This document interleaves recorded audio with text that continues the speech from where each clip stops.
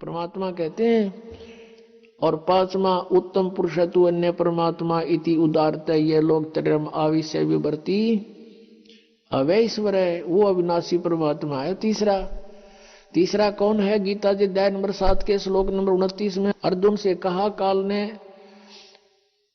कि जो व्यक्ति तत्ब्रह्म से परिचित है, सारे दात्म ज्ञान से परिचित है, सब कर्मों से परिचित है, वो केवल जरा और मरण से ही छूटने का प्रयत्न करते, उसे मोक्ष चाहते। अर्जुन ने 8वें अध्याय के प्रथम मंत्र में पूछा, फिर किम तत्ब्रह्म, वो तत्ब्रह्म कौन है? 8वें अध्याय के 3रे श्लोक में उत्तर दिया काल ने, ब्रह्म गीता ज्ञानदाता ने, कि वो परम अक्षर ब्रह्म है। अपने जन्म कर्म और इसने बता दिए मेरी भी जन्म मृत्यु होती है अर्जुन, तेरी भी होगी। मेरी साधना करेगा तो भी तेरी जन्म मृत्यु और मेरी भी रहेगी, हम स्थायी नहीं हो सकते। और जब तक जन्म मृत्यु समाप्त नहीं होगी शांति नहीं हो सकती। 18वें अध्याय के 62वें श्लोक में कहा कि अर्जुन तू सर्वभाव से उस परमेश्वर की शरण में जा, उसकी कृपा से ही तू परम शांति को और सनातन परम धाम को प्राप्त होगा। गीता जी अध्याय नंबर 15 के श्लोक 1 से 4 में कहा कि उल्टा लटका हुआ संसार रूपी वृक्ष है, ऊपर को जड़, इसकी मूल तो समझो परम अक्षर ब्रह्म है, और नीचे को तीनों गुण रजगुण ब्रह्मा सतगुण विष्णु तमगुण शिवजी रूपी शाखाएं हैं। बीच में तना और मोटी डार जो है, सरपुरुष तो तना है, अक्षर पुरुष मोटी डार है, तीनों देवा शाखा है, ये पात रूप संसार। परमात्मा ने बताया था अक्षर पुरुष एक पेड़ है, सरपुरुष वा की डार और तीनों देवा शाखा है, ये पात रूप संसार, और मूल वो स्वयं है।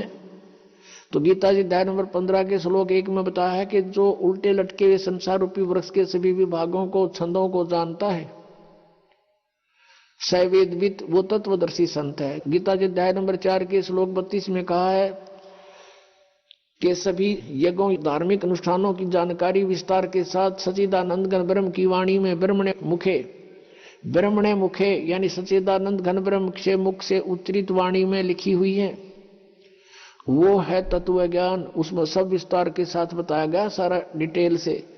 वो तत्व ज्ञान है। चौथे अध्याय के 34वें श्लोक में कहा कि अर्जुन उस तत्व ज्ञान को जो परमात्मा ने स्वयं आकर बोला है, उसको किसी तत्वदर्शी संत के पास जाकर समझ, फिर वो तत्वदर्शी संत तुझे उस परमात्मा का ज्ञान करावेंगे।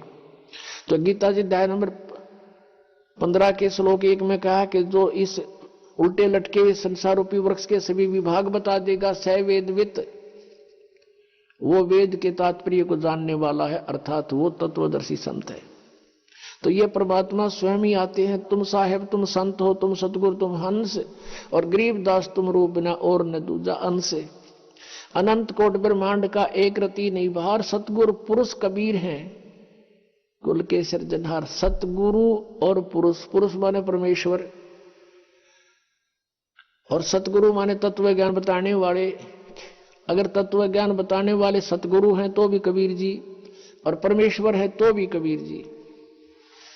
तो वो परमात्मा स्वयं ही आकर अपनी महिमा बताता है। अक्षर पुरुष एक पेड़ है, निरंजन वा की डार, तीनों देवा शाखा, समझो पात रूप संसार।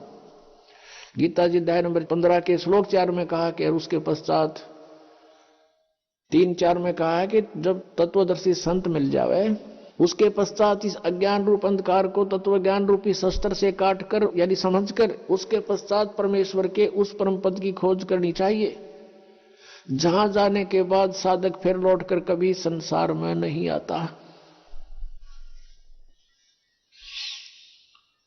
और गीता ज्ञानदाता इसलिए कहता 18वें अध्याय के 62वें श्लोक में कि अर्जुन तू सर्वभाव से उस परमेश्वर की शरण में जा, परम अक्षर ब्रह्म की शरण में जा, वो वास्तव में अविनाशी है। उससे तुझे सनातन परम धाम प्राप्त होगा, परम शांति होगी। सनातन परम धाम शाश्वत स्थानम, सदा रहने वाला, जिसका कभी नाश नहीं होता।